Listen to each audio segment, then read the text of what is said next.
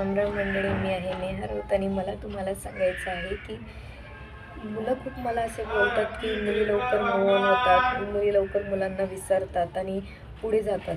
तर असं काही नाही. मला त्यांना सांगायचं आहे की एक माझी जवळची मैत्रीण आहे. तिचं 8 वर्षाचं रिलेशन होतं आणि 9व्या वर्षी त्यांचं लग्न झालं. पण काही कारणास्तव त्यांची भांडण झाले आणि ती घरी परतली.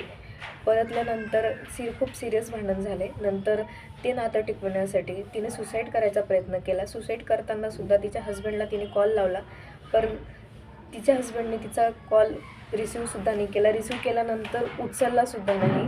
तर तिच्या आईबाबांनी तिला दवाखान्यात नेलं. दवाखान्यात नेल्यानंतर एवढ्या सिरियस कंडिशन्समध्ये सुद्धा तिचा हस्बंड आल्यानंतर तिला तिच्या कॅरेक्टरवर काही बोलत होता.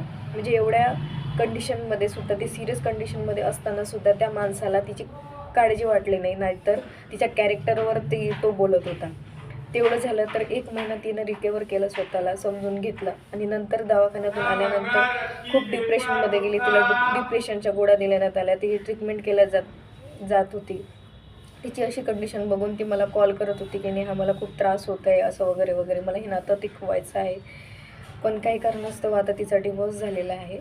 पण आता ती थोडीफार चांगली आहे. पण अजूनही ती अशी मला बोलते की मला अजूनही त्या व्यक्तीची आठवण येते वगैरे, मला त्रास होते, कधीतरी रडते ती.